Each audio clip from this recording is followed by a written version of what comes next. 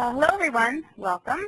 On behalf of the National Transit Institute, I want to thank you for participating in TCRP H46, Report 176, Quantifying Transit's Impact on GHG Emissions and Energy Use, the Land Use Component webinar. The National Transit Institute develops, promotes, and delivers training and education programs for the public transit industry in the United States. We are pleased to have three presenters today, Frank Gallivan, Elliot Rose, and Eric Hesse. Frank Gallivan has devoted his career to illuminating the role that sustainable transit plays in developing strong and sustainable communities. Frank served as the principal investigator for TCRP Report 176. He is an expert at quantitative methods in transportation and sustainability planning. Frank holds a Master of City Planning from UC Berkeley. Eric Hesse has served as Strategic Planning Coordinator for TriMet, the Portland Metro Area's Transit Authority, since 2006. In addition to coordinating the agency's transit investment priorities process and representing the agency on regional, state, and national technical and policy committees, he is also responsible for developing and implementing the agency's sustainability policy, metrics, and analysis. Elliot Rose is a transportation planner and analyst at ICF International. He works with researchers, local and regional agencies, and advocates on projects at the intersection of transit planning, land use planning, and sustainability. Elliot served as the project manager on TCRP H46 and holds a master's degree in transportation planning from the University of California, Berkeley. This webinar format consists of Frank, Eric, and Elliot presenting their material, followed by question and answer sessions. We will be stopping at midway points for questions as well as at the end of the presentation. Questions can be submitted by hitting *1 on the phone at the designated time or by using the chat pod that is located in the lower left-hand corner of your screen. If you have not already printed out a copy of the presentation that was emailed to you, you can click on the handout document in the upper left-hand corner of your screen. You can also email Ginny Stearns at gstern@nti.rutgers.edu, and she will be glad to assist you. I will now turn the presentation over to Frank. Okay, thanks very much, Lori. Just a couple points of clarification as we get started. TCRP H46 was the code for this project as we were conducting it. The result of the project is a report called TCRP Report 176 and a tool, and the presentation we're going to be giving today is sort of an introduction to both of those products. And Galvin was the project manager for the project. Elliot Rose was a very important support on the project team, and Eric Hesse served on the project panel, so we were all integrally involved. All right, I'm going to give just a quick overview of the project summary, and then I'm going to actually let Eric give a little more of the background about how the project came to be. But what we're going to be talking about here today and what we accomplished over the course of this project was demonstrating that transit does have a measurable effect on land use patterns, and that effect can be quantified in terms of reduction in VMT, reduction in gasoline use, and reduction in greenhouse gas emissions. So a lot of environmental benefits there. A key part of this project, in addition to demonstrating those two aspects, was creating a tool that is readily downloadable and can be used to estimate the benefits, and then piloting applications of those tools, that tool for use in long-range planning, climate action planning, and corridor planning, and we'll talk a bit more about those applications towards the end. So with that brief introduction, I'm actually going to turn it over to Eric to tell a little bit more about the kind of history and the impetus for the project. Great. Thanks, Frank. I am just trying to advance the slides here. So did want to speak a little bit to the genesis of this research question, which was at the heart of the TCRP Report 176 there. And the work really in large part came out of some work previously being done by the APTA Standards Working Group on Climate Change, which I've had the pleasure of participating in and at times chairing over the last 6+ years. So some of you may know the APTA Standards program is a federally funded ANSI recognized process for determining standards, recommended practices in the transit industry.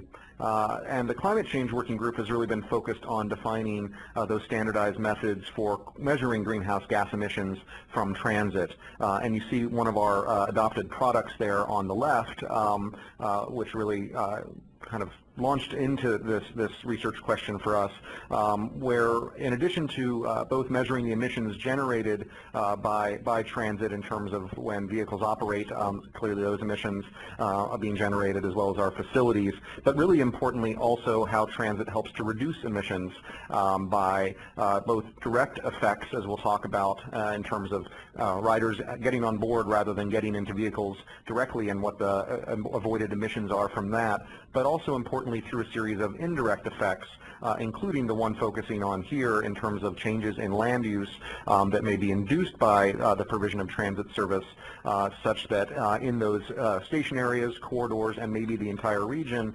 we're seeing less car travel as a result of the land use impact. And Frank will go more into how that question was framed in this study, but that was an area that we definitely started working on through this practice and came to realize that it was going to take a little more firepower statistically and otherwise, and so we did then generate a research question coming from that group for TCRP, which we were pleased was recommended by TOPS, and then ultimately became this panel, which again I had the pleasure of serving on.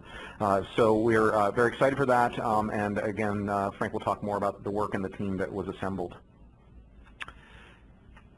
All right. Perhaps if someone can keep help advancing, because it does not seem to work for me. There we are. So again, a little bit of history for why we think that this is an important area to be looking at. Some of it Portland-centric, not all. You know, for example, the Pearl District is often, at least for the Portlanders, thought of as an iconic example of the success that transit being brought to an area. The streetcar there you see really transforming an area. The Pearl District had been an old train depot and a long-standing brownfield without much going on there beyond some residual warehouses. And within essentially as part of a redevelopment package, with the streetcar being a central focus of that, really substantial redevelopment throughout an entire area of the downtown core of Portland that many of you have heard way too much about. And so in addition to these success stories, I think we also recognize that there's some other not always successful stories, or stories that take a longer time to play out than perhaps the Pearl District has. So for example, also in our region, there we go, there's one that maybe people have heard of called Orenco Station, which back when we opened our West Side light rail line in the late 1990s was one of the lauded Congress for New Urbanist type of developments, where you see somewhat smaller scale but mixed use with retail and apartments above within more condensed area, stronger and tighter street grids, lots of activity in those types of areas. And while that was successful on its own terms, I think anyone who has visited Orenco Station over the last couple of decades may have been a little surprised when they got off at the, in fact, Orenco Station Max platform and didn't see lots of development right around it. Some of this actually occurred a half mile away based on some of where the land was available and other things. So for a while out there, the Orenco Station 1.0 story was good, but not maybe what everyone envisioned.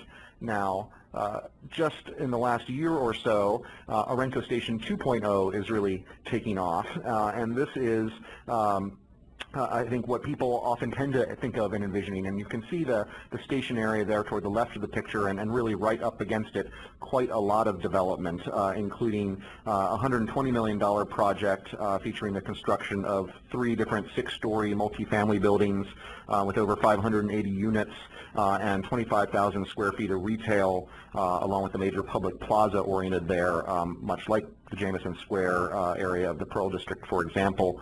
And then that's a project that's just part of a much broader, over 1,200 unit development that's going on there. This is called the Platform District in particular, but there are also some other 190 unit apartment complex and a 304 unit apartment complex being built at the same time, as well as then a 45 unit senior living facility called Alma Gardens, as well as a 57 unit passive house development, actually that highest standard of energy efficiency, but is also an affordable housing unit for folks making less than $30,000 a year, 57 units in that development called the Orchids right here as well. So really it took time to get there, though there was a successful first phase, but much more intensive development that comes on, and as Frank and Elliot will mention later, our time horizon for analysis of these impacts is an important feature that this highlights.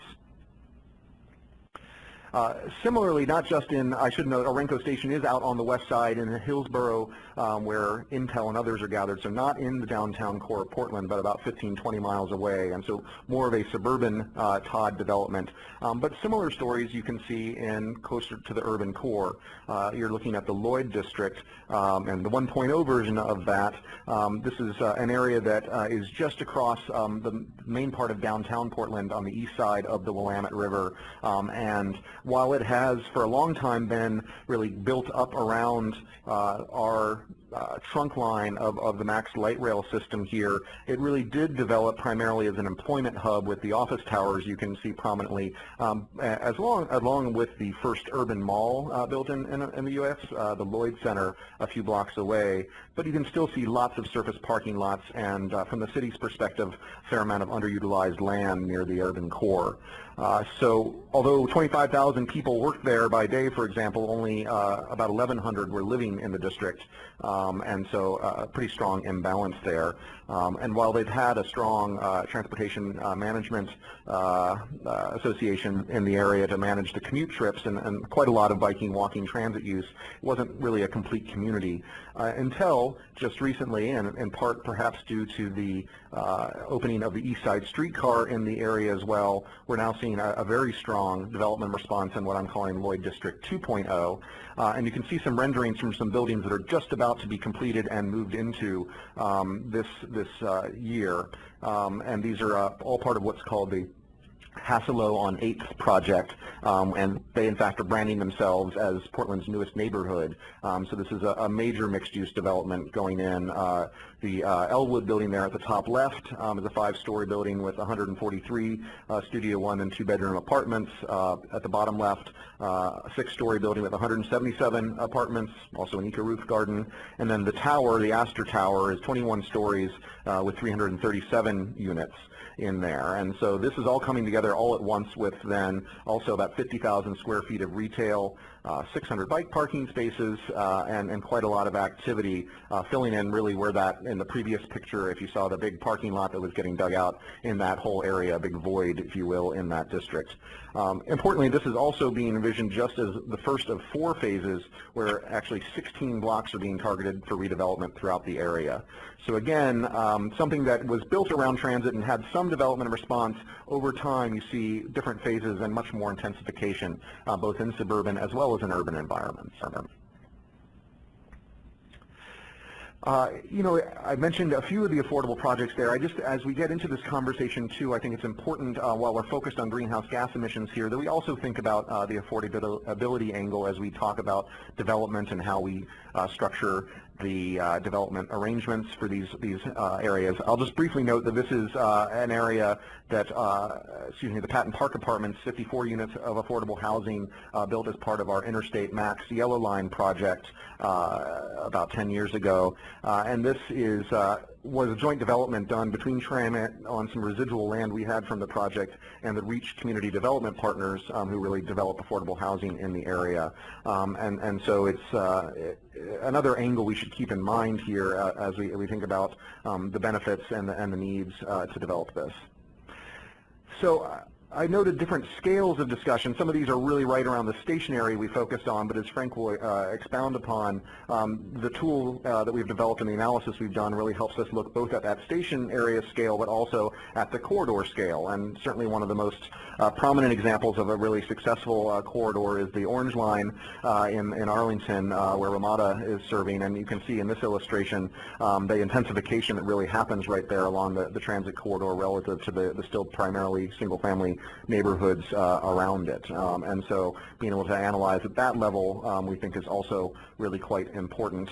And then finally, perhaps back to Portland here, we're also able to analyze at the entire regional scale, recognizing, for example, in Portland's case that a 2040 growth concept that envisions strong centers and corridors linked by high-quality transit within a constrained growth boundary that supports infill redevelopment rather than sprawl can be measured to demonstrate different travel patterns than in other regions as a whole. And then also importantly, within the region, you can see different corridors or station area scales, as we've noted before.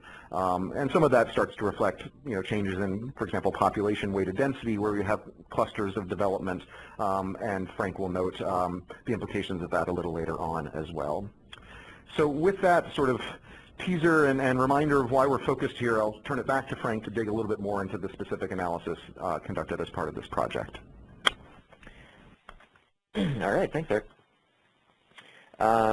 Okay, so I want to start with some basic concepts and terminology that we use throughout the course of the project. It's, what we're analyzing here is a little bit complex. It takes some time to get your head around. So I'm going to take some time to break it down in a way that has been really helpful for us working on the project. Starting with the idea of just investing in transit, creating new rail lines, subway, new bus lines. Then that has two potential effects that we've looked at in the course of this project. The first of those is what we call the ridership effect, ridership benefits. So by virtue of providing more transit, you get more people riding transit. And then as a result of that, many of those people who are riding transit would have been otherwise driving, and so you have overall less driving, less DMT, less fuel use, and less greenhouse gas emissions. That's all ridership benefits. It's also called direct benefits, or the direct effect in some parts of the literature. Now, the piece that we're really focusing on analyzing in this project is a different piece, and it is what we call the land use effect. And so that is the ability of transit to foster compact development. And Eric's just been showing you some pictures of examples of that kind of phenomenon. There are various different reasons that compact development is created around transit, both real estate market dynamics and planning dynamics. But when it does happen, it then leads to land use benefits. So when you have compact development, more people living in smart growth areas, living typically at higher densities with more mixed use around, you tend to get overall less driving and more walking and biking, and then when people do drive, the trips tend to be shorter.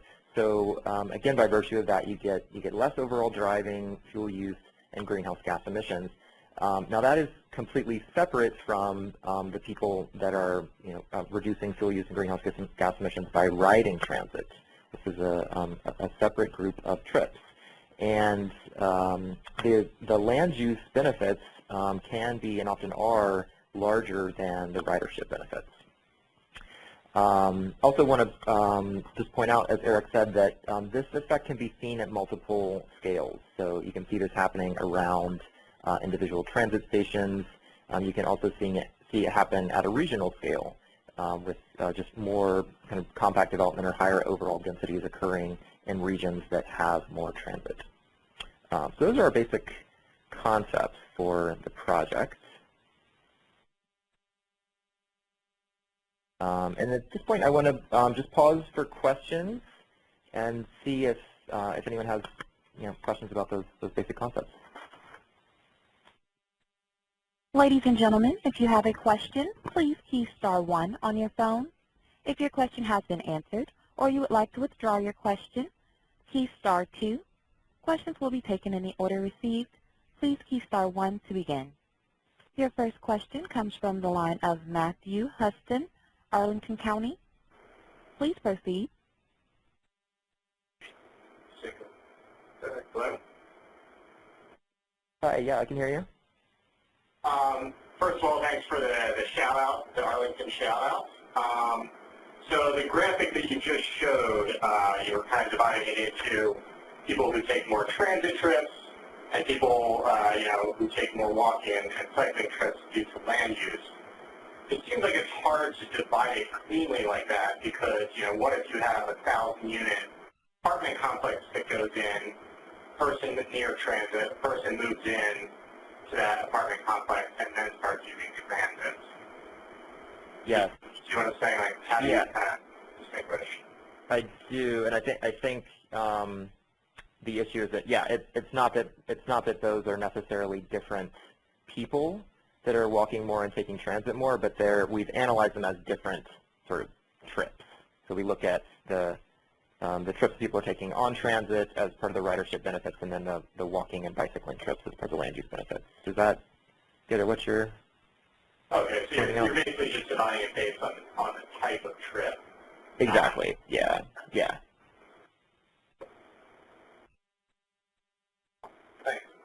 Sure. There are no further questions at this time. Again, ladies and gentlemen, that's star 1 on your phone. Okay, we can probably move on. There'll be plenty more time for questions, actually. So are we ready, operator, to move on? There are no further questions at this time. Great. All right, I'm going to move on then. Okay, so I'm going to talk a bit about or more than a bit actually, about the analysis that we did. It was quite a bit of sophisticated statistical analysis, and I'm going to simplify a lot here. There's a great amount of detail in the report that can be dug into, and I'm happy to answer questions about it.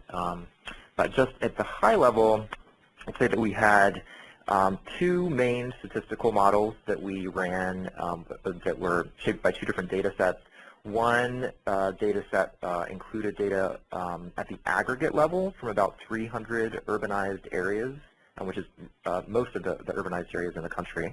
The other data set, and so that by aggregate I mean there's sort of one variable for each urban area, average at the urban area level.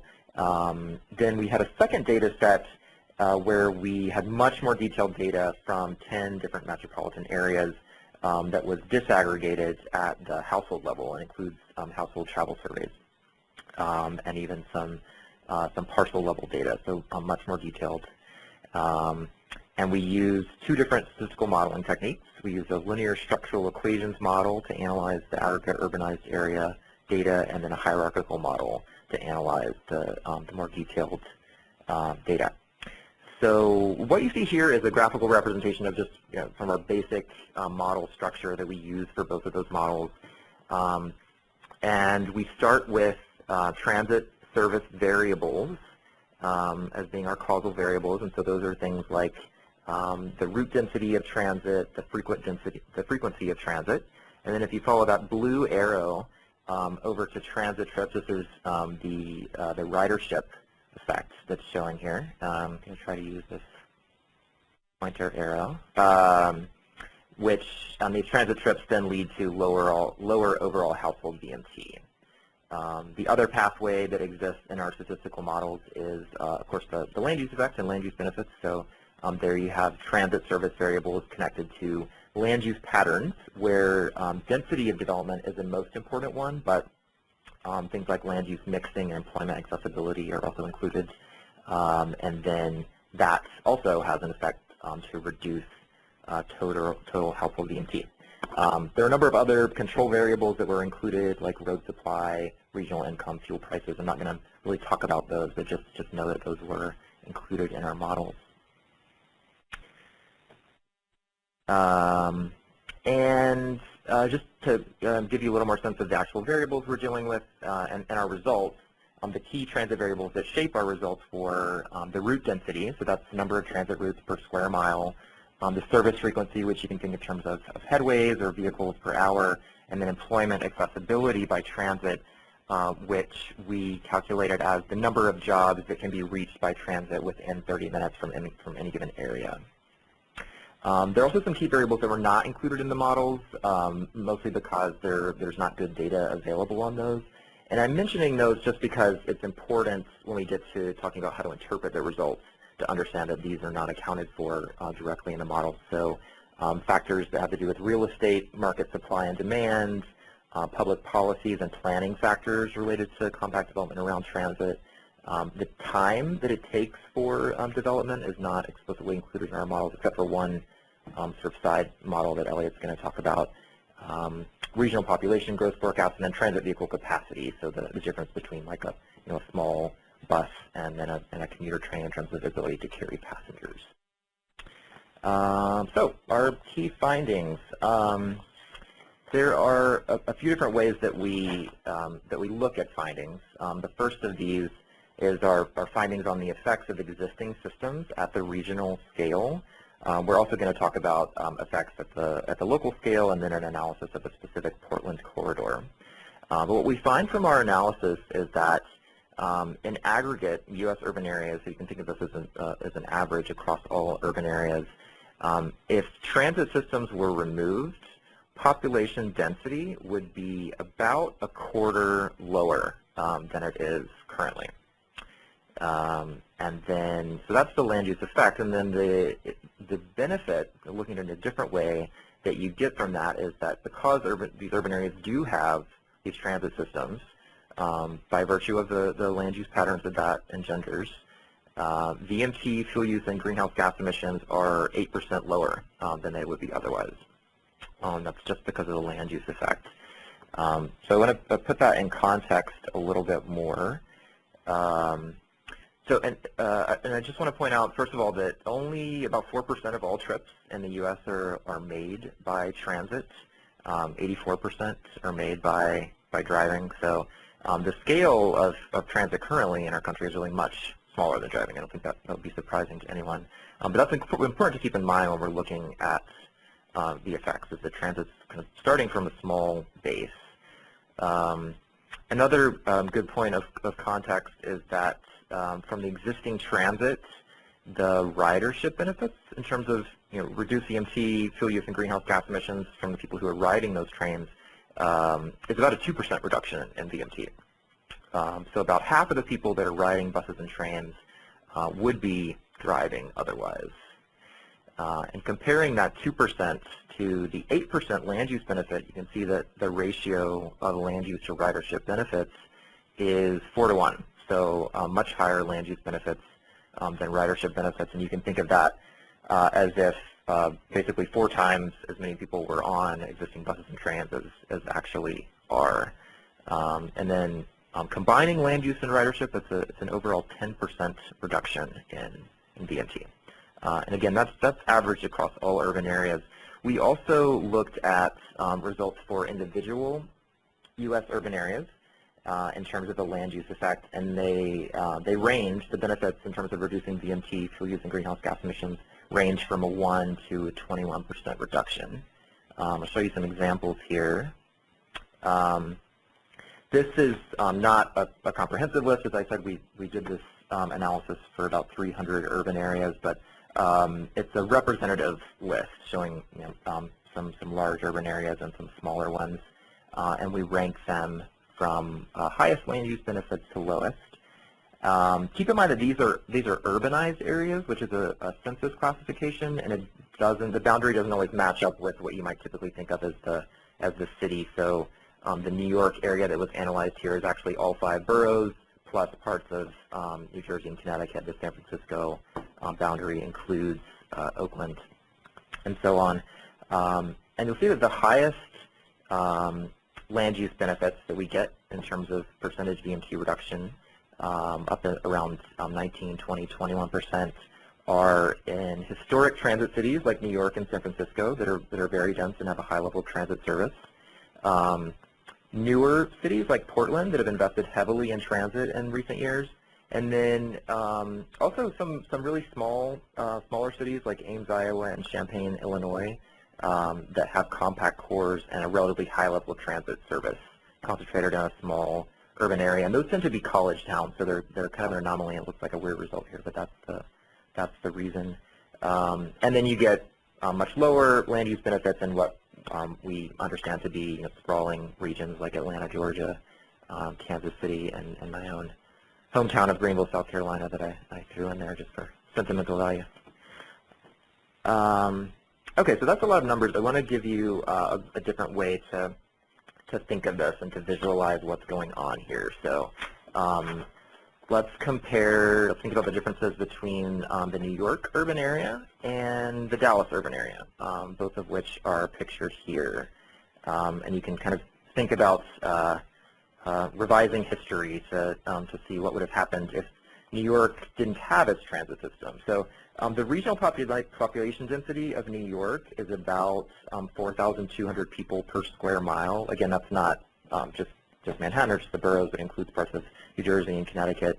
And the average daily per capita VMT for that population is about 16 miles per day. If New York did not have its transit system, our models estimate that the regional population density of New York would be closer to Dallas, which is about 2,100 people per square mile, and that travel patterns would be more like Dallas's, where people drive an average of 24 miles a day. So that's a way to think of it visually. I do want to point out that we're not saying that transit is the only factor that shapes land use and travel patterns here. There are lots of other historical factors. But what we have done in our model is to tease out what share of the difference transit has. So I can say with confidence that without the transit system, New York would look more like Dallas. So those are our regional scale results. As I said earlier, and Eric also mentioned, we also did an analysis at the neighborhood level, or what we call the station area level, using much more detailed data about individual households' travel patterns. And we looked at station areas. Here was our unit of analysis, and we defined that as a 1 mile radius around a rail station or bus stop. A couple of other key definitions I want to give you. Activity density was our density measure here, and that's a combination of population and employment density, so residents plus jobs per square mile. And then employment accessibility, as I said before, which we defined as jobs accessible within 30 minutes of transit travel time from a transit stop. And what we found in our analysis at this level is that adding a rail or BRT station predicts an increase in activity density of 9%, almost 10%. So if you have 20,000 people living and working in a station in an area, and you add a rail station, we predict about you'd see about 2,000 more residents and jobs over time, and that results in a reduction in VMT fuel use and greenhouse gas emissions for residents of around 2%. And then improving employment accessibility by 1% has also effects on activity density, a 0.5% increase in activity density and a 0.1% decrease in VMT fuel use and greenhouse gas emissions. So if you imagine that before adding new transit service, you were able from a particular point to reach 100,000 jobs within half an hour by transit, and then you increase that to 110,000 jobs, you'd expect to see a resulting increase in activity density in that station area of 5%, and a 1% reduction in VMT fuel use and greenhouse gas emissions for the people living in that area. Okay, so with that, I'm going to turn over to Elliot to talk about special analysis that we did of a Portland corridor. Thanks, Frank. This is Elliot Rose at ICS. As Frank mentioned, I work closely with him on this project. And so the results that Frank were just describing are based on a comparison across all metropolitan areas in the U.S. at a single point in time, or points in time that were close to each other. And all these areas have varying levels of transit service as well as transit use and different land use patterns, so we're able to use those to tease out the impact that transit has on land use and on travel behavior.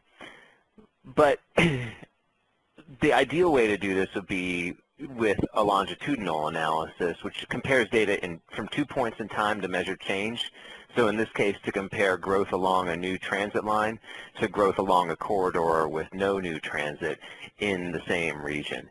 The reason that a longitudinal analysis is really ideal is because it provides a way to isolate the impact of specific transit projects and compare them not relative to other regions, but to areas within their own region. However, the challenge of longitudinal analysis is that it requires twice the data, and typically in order to get data from that previous year, you have to dig pretty far back. And so we only had 2 separate years of data for one region, that's Portland, Oregon, and we had data for 1994 and 2011. And so I'm going to describe what we did with that data and what the results were and how they kind of compared to the results that Frank just described.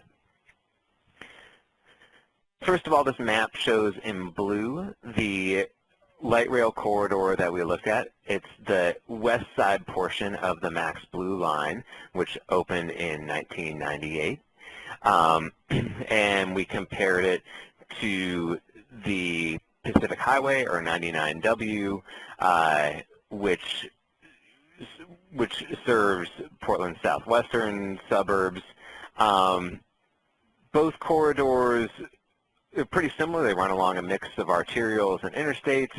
They're predominantly suburban, and they link up key suburban town centers in the region. So looking at the change over time along these corridors, a lot of them are at first glance what you'd expect for when you compare a place that's received this major new transit investment to a place that hasn't. Along the Max Blue Line, vehicle ownership decreases while it rises along the Pacific Highway.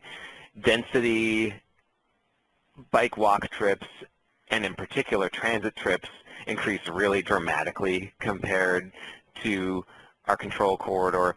And vehicle miles traveled increase, but certainly not as rapidly as they do along the corridor that didn't receive any transit investment. Now, the question is really what role transit played in all these changes, because if you look at the first line in this table, incomes also increased along Pacific Highway much more rapidly, much more significantly than they did along the Max Blue Line, and we know that as households get wealthier, they tend to drive more, and so we use the modeling that Frank described to look at the impact of transit on these changes. And what we found was that transit was responsible for 24% of the increase, a 24% increase in density along the Max Blue Line. Now, if you recall, overall density increased by 29% along the Blue Line. So transit is really driving the majority of new compact development along the Blue Line.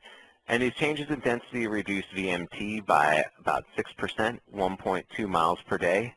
Compared to the results that Frank just showed, these results are 4 times as high as we would predict from our analysis based on national data. And this really demonstrates the variation that's possible among regions. Portland is known for having some pretty solid regional planning, including many of the efforts that Eric described to foster transit-oriented development near stations. It also has a pretty robust and interconnected transit network, so that once you get on the light rail, you can really connect to other lines and get to a lot of other places within the city or throughout the region. And generally, it's been a growing region, a pretty strong real estate market. So those factors all help explain why we might be seeing higher results, or why we're seeing higher results in Portland than in other regions. some of the land use constraints along the Blue Line Max corridor suggest that land use benefits could even be higher for other transit investments in the Portland region. I mean, the two stops closest to downtown along the Blue Line are both pretty undevelopable, either because they're in a park or because they are along an interstate. And so, it's possible that other transit lines in the region might even have higher potential. Anyway, I know we've hit you with a lot of information, so before I launch into actually demonstrating the tool that we developed for this project, I wanted to pause for questions. Ladies and gentlemen, if you have a question, please key *1 on your phone. If your question has been answered or you would like to withdraw your question, key *2. Questions will be taken in the order received. Please key *1 to begin. Your first question comes from Sean McGill, DVRPC. Please proceed. Yeah, hi. Actually, this is a group of us here at DVRPC. This is Rob Graff. I was also on the TCRP panel. I just wanted to make a note and see if Frank has any comments on it. One of there are likely additional energy and greenhouse gas reduction benefits that we explicitly left out of the analysis, and that is the benefits from energy use in the buildings that are built in mixed-use developments tend to be smaller because they also share walls, and I just thought that was something worth noting. I just wanted to see if they had any comments on that. Thank you. This is Elliot. Thanks, Rob. That certainly is worth noting. We've actually analyze those benefits on a couple other projects. They're certainly important and they're certainly there, but they tend to be small relative to the impact of reduced driving. And also, we always encourage people, to interpret the results with a bit of caution because, there's only you don't want to assume that a household of the same size might go into a smaller unit. So there's certainly efficiencies from multifamily buildings, kind of teasing out how much of that is due to to the compact development versus just the people who choose to live in compact developments. A little trickier, but those benefits are certainly there. Your next question comes from the line of Carol Ketcherside, Valley Metro. Please proceed. Yes, I had a question about, you made comments about adding a rail station or a BRT station, and I'm just wondering if you looked at, did you look at the differences between the impact of rail versus BRT, or did you find them to be the same, which I wouldn't expect? That's a great question, and an answer to it lies in those variables that I said we were not able to include in the model. So we didn't have enough data to specifically analyze the difference between rail and BRT stations. Actually, there's quite good data on rail. There's not very good data on BRT. It's not broken out in the data set that we were using. So we considered that you are likely to get a response more similar to rail than to a local bus with BRT because of the level of service is more similar to rail. The one variable, so I mean, the short answer to your question is it's not explicitly considered. However, the employment accessibility variable that we have could be really key to making that distinction when you're using the tool, and Elliot will show a little bit more about that shortly. So if you can, on your end, quantify the difference in how rail or BRT would help you access more jobs, then we can get an answer from our tool about the difference in land use benefits there. Your next question comes from the line of Joe Speaks, CH2N. Please proceed. Hi Frank. Hi Eric. This question gets a long-standing question of the causality, and I get at the presentation on the longitudinal analysis.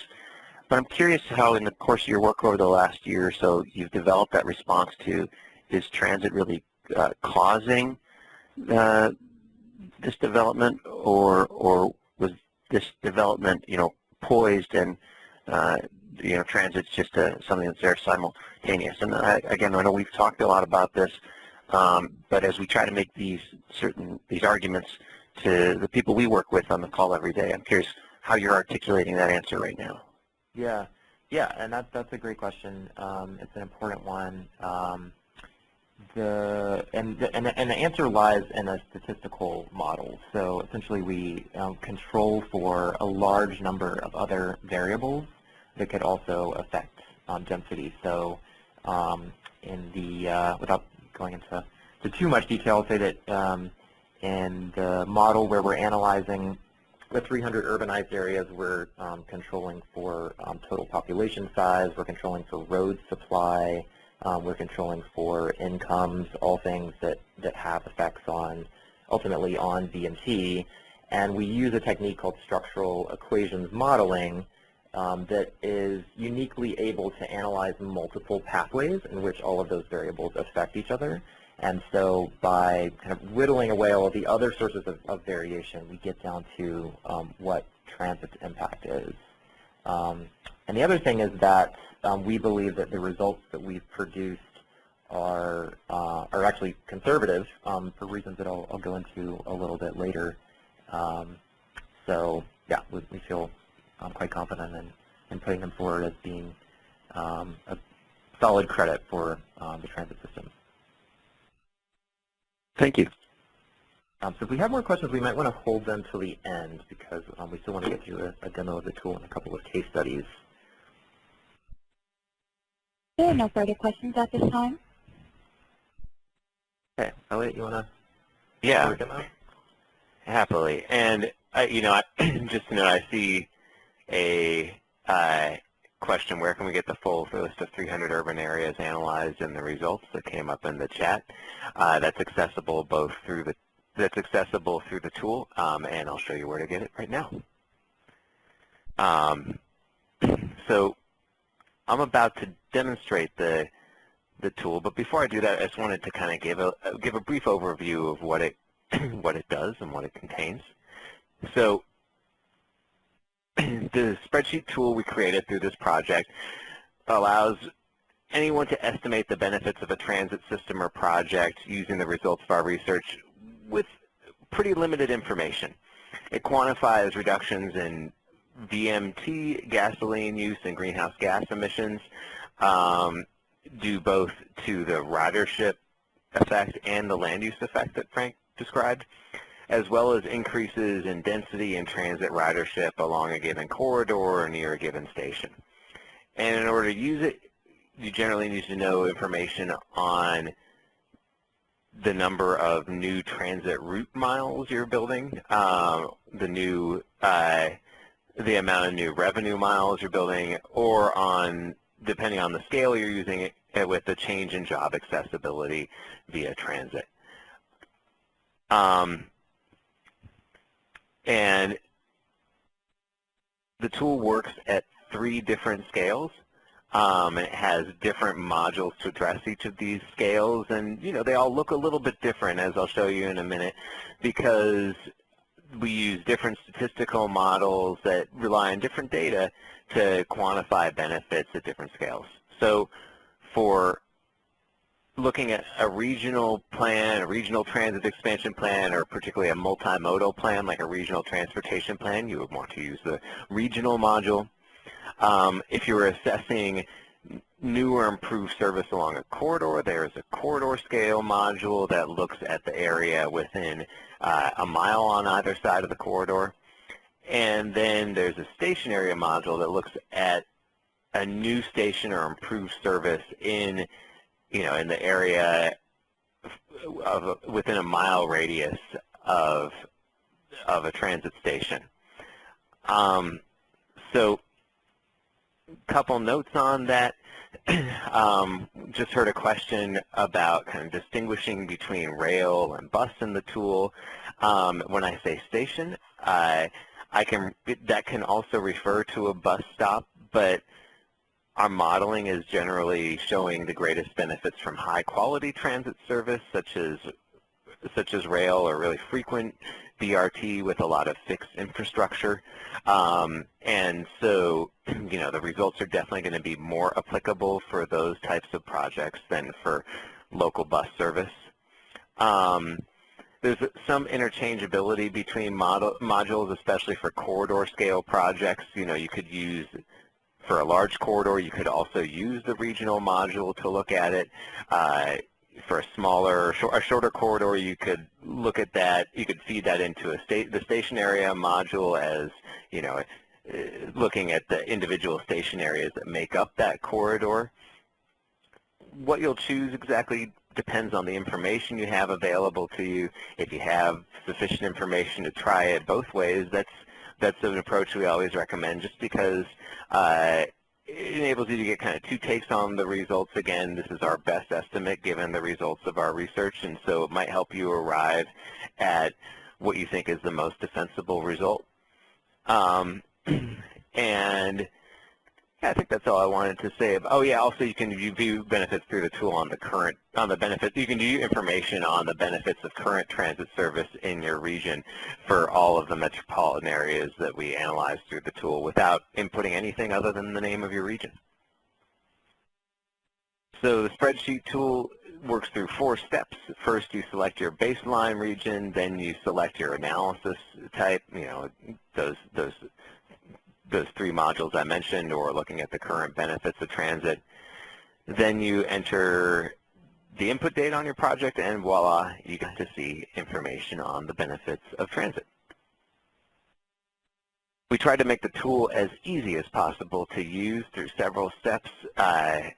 There's color coding to clearly indicate what's the result of the tool versus where the tool needs information from the user. There are purple navigation buttons that make it easy to navigate between the steps of the tool. Individual cells have detailed instructions and comment boxes that help you input the right data or interpret results correctly. And then there are also ample text instructions next to each table in the spreadsheet, and the final report includes a detailed user guide. So in between all those things, we like to think that the tool is pretty easy to use, but of course we're happy to field questions once I move through the demo. I'm sorry, I wasn't advancing the slides as I spoke through that. I should have been on this slide, but hopefully what I said was okay without the visual aid. So I'm going to share my screen now and actually show you what the spreadsheet tool looks like. As I do that, if you're viewing this webinar in a partial window, you may want to blow it up so that the webinar takes up the whole screen. There's a lot of information in the spreadsheet tool, and that will make it a lot easier to see. All right, so I think that we should have my screen up on the page right now. I'm going to try to zoom as I go to make sure that the information I have is as visible and easy to read as possible. But yes, again, definitely view in full screen if you have. It'll make it a lot easier. Given how questions we're getting, I'm going to hold questions until the end of the tool, and I'll try to keep the demo brief so that everyone can keep their questions in mind. So this is the introductory tab. It's the first page. It's what you see when you open up the tool. And the first step, as I mentioned, is to select the urbanized area in which your project is located. So we've been talking about Portland, Oregon. In order to select that one, I would first select the state of Oregon, and then I would get a drop-down menu of all the urbanized areas in that state, and I'd select Portland. Now, if you're looking at an urbanized area that straddles multiple states, such as the Washington, D.C. or greater New York metro areas, don't worry, it will be listed under each of the states that it touches. I've been saying metropolitan area, but I actually should say urbanized area. In case you're not familiar with urbanized areas, they're the definitions of metropolitan areas that are used in federal transportation funding. Transit agencies typically, but not always, serve an entire urbanized area, and we use urbanized areas as a baseline against which to measure the marginal benefits of transit projects. So if I click on this Learn More button, what I see here are the data about the region, about Portland that that the tool is drawing from. It's the information on the transit network, the road network, land use and travel characteristics, both transit passenger miles and vehicle miles traveled per capita. You can look through different urbanized areas using the drop-down menus here, independent of the choice that you've made on the previous page, and see what their characteristics are. If you really feel like none of the urbanized areas that are available capture the region in which your transit agency is operating, you could enter a custom region. You can see up here where the tool allows you the option of doing that. It's a little labor intensive because to define a custom region, because you need to enter all of this data here that's shown in blue that the tool comes pre-programmed with for each urbanized area. So we really encourage people to define a custom region only if you really feel like your agency is evenly split between two urbanized areas, or if it serves, a sub-region within a really, really large region where you don't think the characteristics that we're showing are really applicable to your agency. But, only in these cases where you feel like the urbanized areas that are available really don't capture the region served by your transit agency, because it's pretty labor intensive. And I should note that if you do define a custom region, it still has to be a region. You don't just define a custom area for the corridor or the station area in which your project located. This is the region, and it's used as a baseline against which to measure the change due to transit. So, jumping back to the introductory page, you can see here there's a little yes/no box on whether you've selected to define a custom region, because that's just there to let you know that if you've done that, it will override whatever region you choose here. So I've chosen my region, and the next step is to pick the type of analysis that I would like to conduct. I'm going to skip ahead and go to looking at the benefits of the current system first, because we had a question about that and because it's really pretty straightforward. So this is the page Review the Benefits of the Current Transit System, including the results that Frank just described on the reduction in VMT due to both land use benefits and ridership benefits. And you can look at this information without inputting anything else for any region within the tool. This is all the significant results from our modeling. So currently in the Portland metro area, there is a 19% reduction in VMT due to the land use effect and a 4% reduction in VMT due to the ridership effect.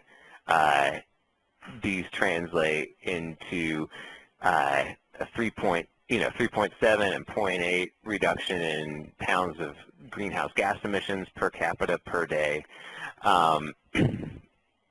So right there you can see, if you're looking to make a case for current transit service in your region, this tab will enable you to assess some of the benefits.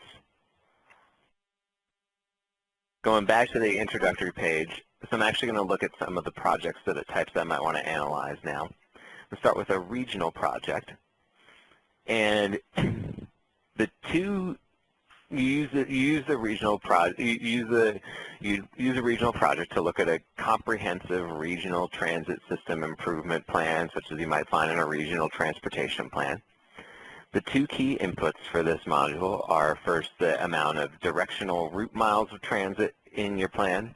I'm going to go big and assume that the Portland region is going to build 100 new directional route miles of transit in this hypothetical plan that I'm examining, and that this equates to 350,000 revenue miles. That's equivalent to service every 10 minutes, about 16 hours a day on this new transit project. And as soon as I enter in that information, then information on benefits become visible. I'm sorry, I forgot a zero here, I think. It should be 3,500,000. 3,500,000. As soon as I enter that information, information on benefits becomes visible in the table below. And you see per capita and total reductions in VMT, gasoline usage, and greenhouse gas emissions. Now, the per capita numbers here are shown are quite small, and that's because we're looking at benefits across the entire region, and the majority of the population of the region is still not going to live near this new transit investment.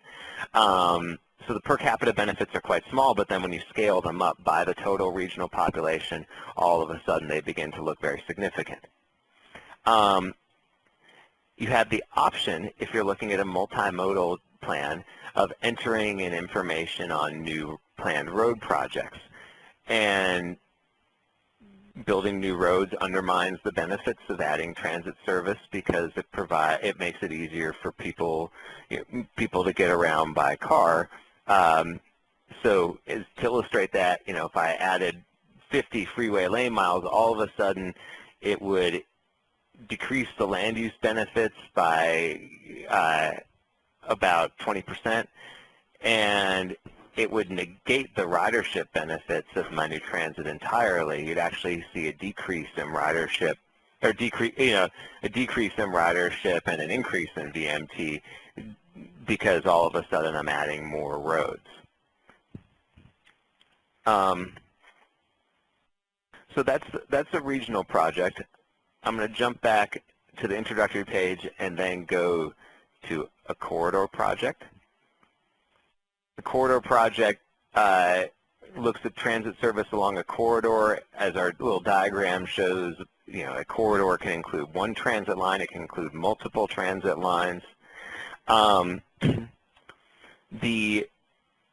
When using the corridor module, you have to put some, in addition to route miles and revenue miles, you also have to enter the length of the corridor and the total population living in the corridor area.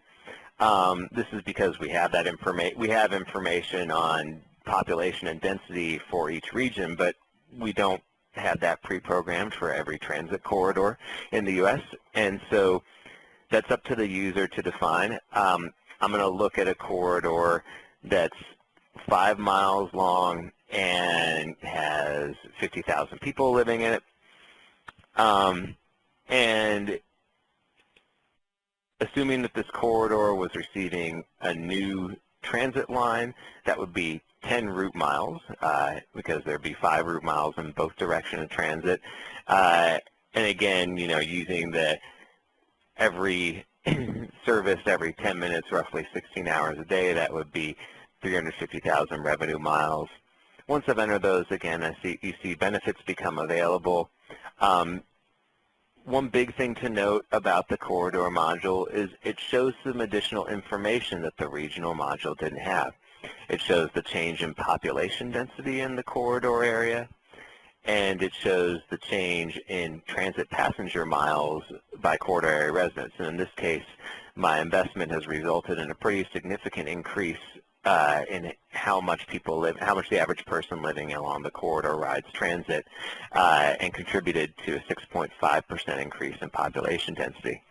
You also see per capita reductions in VMT, gasoline usage, and greenhouse gas emissions due to both land use and ridership.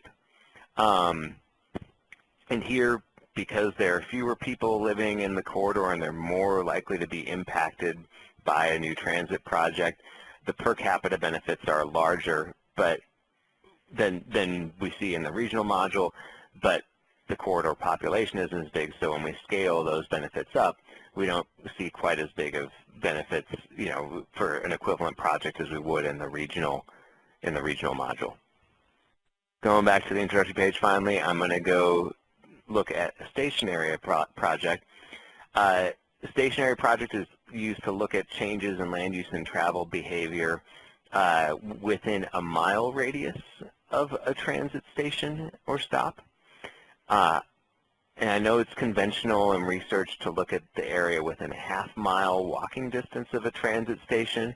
What we found is that land use changes often happen outside of that half-mile radius, and so we used a mile in our analysis to really capture the full extent of land use changes. That said, having looked at a lot of station area plans, I know that the definition of station area can be somewhat flexible. Results will be and often it's kind of the station areas are drawn according to the neighborhood boundaries surrounding a transit station. That said, the results are going to be most accurate if you look at the area, if your station area kind of corresponds to the area within a mile radius of the station. So as with the corridor module, I have to enter some baseline information on the station, and this time I have to enter both the station area population and the number of jobs in the station area. And then there are two inputs about the transit project here. The first is whether you're constructing a new rail or BRT station, a piece of fixed infrastructure that's really going to be there to anchor development. We find that that does really make a difference in terms of how effective an investment is at fostering land use change. And so in my example, I'm going to say yes. And then there's the % increase in job accessibility by transit. So this is the increase in the number of jobs that someone leaving from the station can reach within a 30-minute ride. And that's a hard figure to get without a regional travel model or without GIS analysis. But it's also a crucial number in looking at how viable transit is as an option for a given station area. A close-in station area with a lot of lines going in different directions to different job centers is going to have a lot better accessibility than a station at the end of a line that's pretty distant from job centers only served by a single line. We included some rules of thumb to make this easier for you in the comment box. So,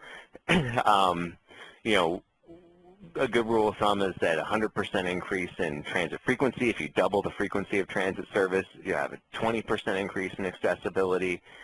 Accessibility rises in proportion with the increase in transit speed, assuming the jobs are equally distributed. From talking with our pilot testers, I know that some of them just said, all right, well, the new service at this station, there are roughly 100,000 jobs at this station, and the new service is going to enable riders to reach this new job center that has 30,000 jobs, and so, we're going to assume a 30% increase in accessibility.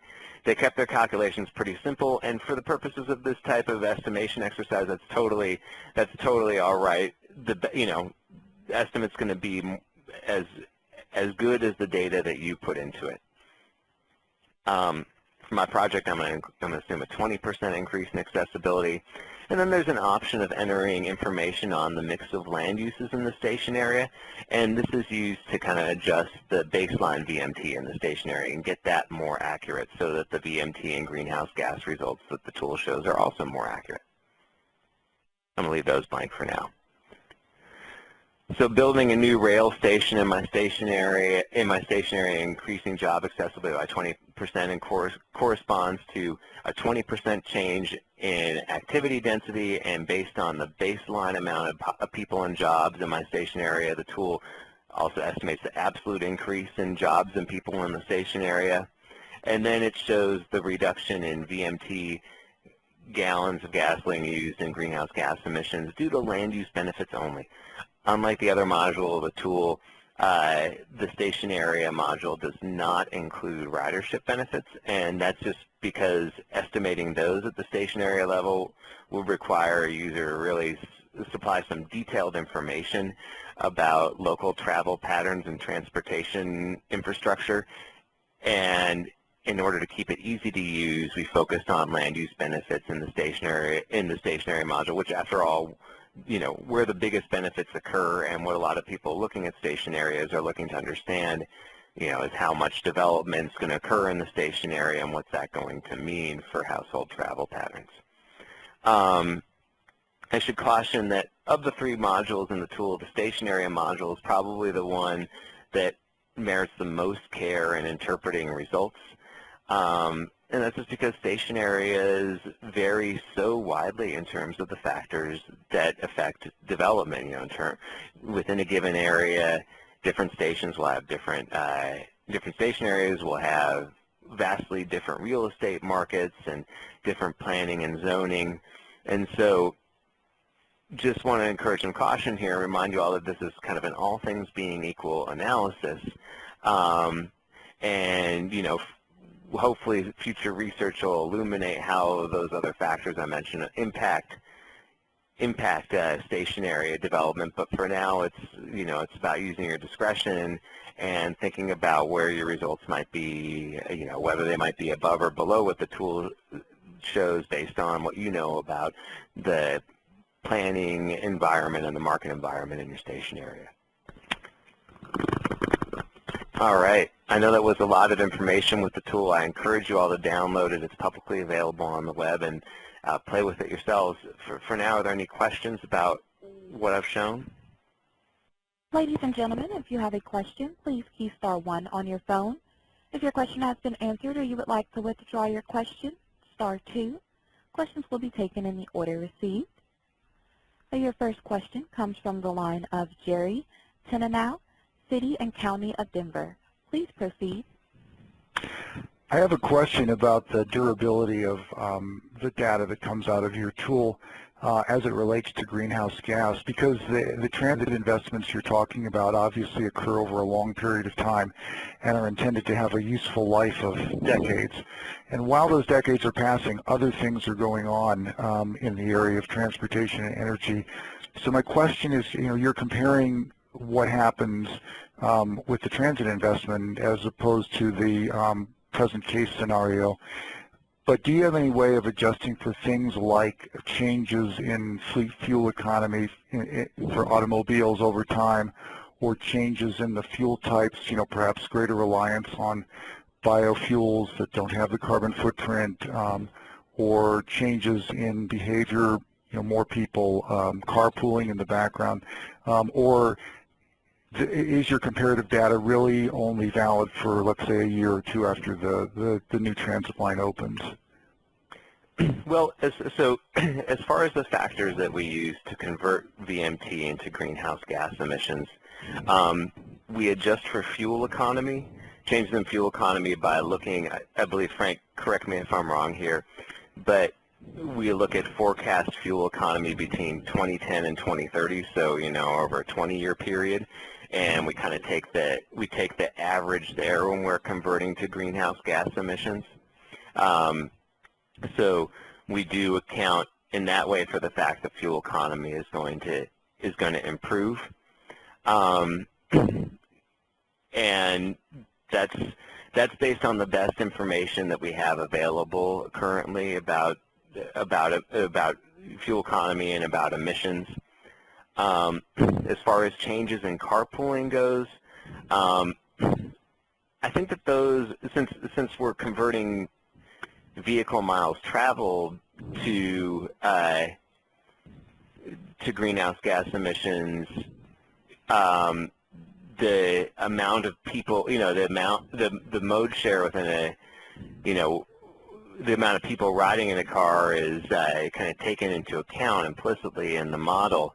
I think that you would have to have a pretty big sea change in how many people, you know, in the average occupancy of vehicles in the region for it to really, you know, affect the results for the estimates that we're putting out. I guess in my view, those types of factors, you know, they certainly could be refined, and certainly, you know, accounting for them could better refine the results. But, you know, the differences between different regions and among different station areas, just in terms of how much development can occur and what the existing development looks like, to me, those are going to play a lot bigger role in how the actual outcomes compare to to estimates than those type of longer-term changes in technology and fuel economy. And I'll just add that if there are unforeseen changes in technology or fuel economy, you can simply take the VMT outputs from the tool and then convert those yourself to greenhouse gas emissions, and that would be pretty simple. I bet we have some more questions, but we're also almost out of time, and I'd like to deliver a few closing remarks, and then maybe we can go back and pick up the rest of the questions. There are no further questions at this time. Okay, great. Stop sharing my screen for you, Frank. Here you go. Okay. And I think Lori has to pull up the PowerPoint again. There we go. Okay, so we have some case studies of the tool's use. Actually, I don't have time to go through those, but we did have 4 agencies pilot test the tool for us, the Utah Transit Authority, LA Metro in Los Angeles, Eugene, Oregon, and DVRPC in the Philadelphia area. And you can read about their projects and plans that they were analyzing and the results in our report. I won't go into them now that they are quite interesting. But I just wanted to give you kind of a wrap up and then allow for some more questions if we've got them. Just a summary of our key takeaways from this project. So I mean, we've demonstrated with our statistical modeling that transit has a measurable effect on land use patterns, and that the land use benefits of existing systems range from 1 to 21% reduction in VMT fuel and greenhouse gas emissions, and you can get those specific numbers for regions of interest from the tool. And then at the local area, that a light rail station or BRT station would create about a 9% increase in stationary activity density and a 2% reduction in VMT fuel and greenhouse gas emissions. Now, we do understand these results as conservative for a couple of reasons. One is just that when we do this test case in the Portland corridor, we have specific data, 2 different years in time, we see much higher reductions. And Portland is known as an area that does really good TOD planning and integrated land use and transportation planning. We see that they got higher reductions there. The reductions coming from our national level models are really kind of averages in performance across many cities over time.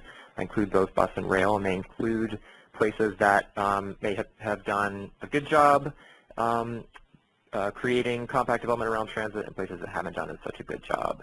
So for that reason, they're conservative, and we believe that higher reductions are possible, and there's room for further analysis of those.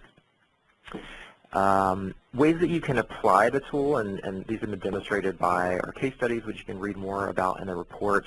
You can estimate the current benefits of your regional system. A lot of agencies I know are interested in doing that to communicate some of these indirect benefits that might not normally be seen by the public, and to include those in greenhouse gas calculations. You can evaluate the likely impact of new investments before you consider more specific factors, real estate factors and policy factors around specific station areas. DVRPC did that, used the tool to just get an idea of how much development they might see in certain station areas, and made that part of a long list of criteria that they were using to make decisions about where to locate stations. And then also you can use the information to adjust estimates of VMT and carbon impacts of transit investments for long-range transportation plans and climate action plans. Normally those evaluations are done using travel demand models, but what we found is that the travel demand models don't effectively take this land use effect into account. So Eugene was actually using the model in that way, adding in the benefits that their tool calculated to what their travel demand model was calculating, which is basically just the ridership benefits of transit. And looking forward, the topic does certainly merit more research. I mean, we gained a lot of ground in answering this question, but there were certainly some limitations in the data. And one particularly interesting thing to do would be look at different ways of measuring density at the regional scale. We were limited to an aggregate population density, which basically assumes that everyone in an entire region is living at a uniform density. There's another way to look at that, at least it's called population density, that is gives a more nuanced picture of how density can vary quite dramatically over a region. That could add some more information and potentially show higher land use effects. We recommend that more research be conducted on real estate policy and planning factors that contribute to the land use effects. The Portland example, to me, certainly suggests that those are very important in determining the size of the effect in specific corridors and around specific stations. And then doing that would allow us to develop more tailored estimates of development potential in specific areas. And I'm also personally very interested in providing better information about how our findings here and how future findings from these research topics that I've described can improve transit planning practice so that we're actually making better decisions and getting better outcomes. So that's all I wanted to say. I know we're very near the end, but maybe there's time for one or two questions. Ladies and gentlemen, if you have a question, please key *1 on your phone. Your first question comes from Janice Topfer, Bay Area Rapid Transit.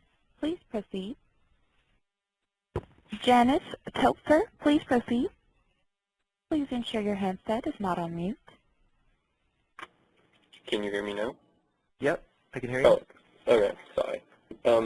So I wanted to relate this to kind of the ETA report that you mentioned where the research question came from, and at the end it has this methodology that was developed by Booz Allen for New York, which also estimates the change in greenhouse gas, and I was just wondering if you guys have an idea how those kind of numbers compare when you would run it for the same region with both methods. Mm-hmm. Yeah, that's a good question, and I know that Booz Allen's number in terms of land use benefit is much higher than what we calculated here. And I believe that the main distinction between our methods is that we've used, in this project, statistical modeling that works very hard to tease out all of the other factors that could be affecting land use and to whittle down to just what transit itself has caused. So it's a more conservative way of looking at the land use effect than Booz Allen used. I think both have their merit. And Frank, this is Eric. I just add on too, in terms of that, since some folks are familiar with that previous work that you referenced, we are taking this opportunity to kind of reconvene the climate change working group to take a look at this method versus some of the previous ones and take a look at updating that document, which we need to do both because of this new information being available as well as just within the timeline of the standards program it's due. So if folks are interested, and if anyone's attending the APTA Sustainability Workshop here in Portland next week, we'll be talking about this some more. I believe we've also got our contact information coming up here at the end, which people can follow up on. And while I'm on, I'll also just note, for those that haven't noted, down in the bottom left area of the chat box, in response to a question from Sandag folks, I've provided links both to the tool that Elliot demonstrated as well as the page, the TRB page with the report link. Actually, both links are from that one page, but if you needed to access them, they're there. Okay, thank you very much. Are there any no more further questions? questions at this time? Okay. Do you have anything else you'd like to add? Because otherwise I'll wrap it up. I think you can wrap it up. Okay. Yep. Just appreciate everyone's interest. Yeah. I'd like to thank everyone for participating in this webinar. A special thank you to Frank, Eric, and Elliot for your great informative presentation. Everyone, I would like to remind you that you will shortly, maybe by tomorrow morning, be receiving an invitation to fill out an evaluation for this webinar. NTI would greatly appreciate your feedback. And the contact information is up there if anyone has any additional questions. So thank you so much for participating, everyone. Ladies and gentlemen, that concludes today's conference. Thank you for your participation. You may now disconnect and have a great day.